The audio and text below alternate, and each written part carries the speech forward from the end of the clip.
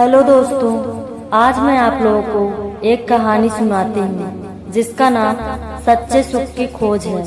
तो चलिए कहानी शुरू करते हैं। एक समय की बात है, एक गांव में एक अमीर व्यापारी वीरेंद्र और एक साधारण किसान सूरज रहते थे। वीरेंद्र के पास बहुत सारी संपत्ति और ऐशो आराम था, लेकिन वह हमेशा तनाव और असंतोष का शिकार रहता था। सूरज गरीब था, लेकिन उसकी जिंदगी में शांति और संतोष था। एक दिन वीरेंद्र ने सूरज को अपने घर बुलाया और कहा, सूरज, तुम्हारी जिंदगी में शांति और संतोष कैसे है? तुम्हारे पास तो कुछ भी नहीं है, जबकि मेरे पास सब कुछ है, फिर भी मैं खुश नहीं हूँ। सूरज ने मुस्कुराते हुए उत्तर दिया, सच्चा सुख बाहरी वस्तुओं में नहीं है, बल्कि मन की शांति में है। मैं अपने काम में व्यस्त रहता हूँ और अपने परिवार के साथ खुश रहता हूँ। यह मेरी समृद्धि है। वीरेंद्र को इस जवाब पर विश्वास नहीं हुआ। उसने सूरज को एक चुनौती दी। मैं तुम्हें 100 सोने की मुद्राएं दूंगा। अगर तुम 30 दिनों में सच्चे सुख को ढूंढ सको तो यह मुद्राएं तुम्हारी होंगी।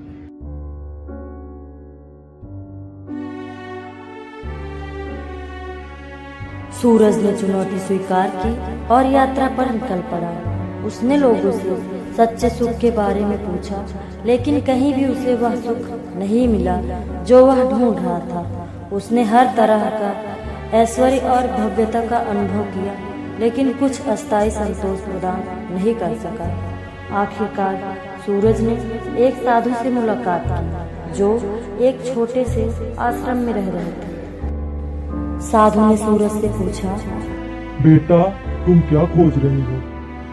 मैं सच्चे सुख को ढूंढने की कोशिश कर रहा हूँ। सच्चा सुख बाहरी वस्तु में नहीं है, बल्कि तुम्हारे अंदर ही है। जब तुम अपने अंदर की शांति और संतोष को समझ पाओगे, तभी तुम सच्चे सुख को पाओगे। सूरज ने साधु की बातों को ध्यान से सुना और लौटकर वीरेंद्र के पास गया। उसने कहा, मैंने ढूंढा है वह यह है कि सच्चा सुख बाहरी वस्तुओं से नहीं, बल्कि अपने मन की शांति और संतोष से आता है।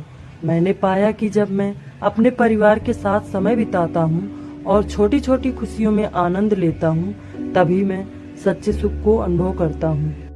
वीरेंद्र ने सूरज की बातों को सुना और समझा। उसने महसूस किया कि उसकी समृद्धि और ऐशो आराम के बावजूद उसे सच्ची खुशी का अनुभव नहीं हो रहा था।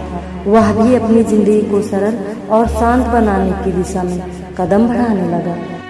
इस कहानी ने हमें यह सिखाया कि सच्चा सुख और संतोष बाहरी वस्तुओं में नहीं, बल्कि अपने भीतर की शांति और छोटे छोटे क्षणों में है। तो दोस्तों, कहानी अगर आपको अच्छी लगी हो तो लाइक, सब्सक्राइब करना ना भूलें।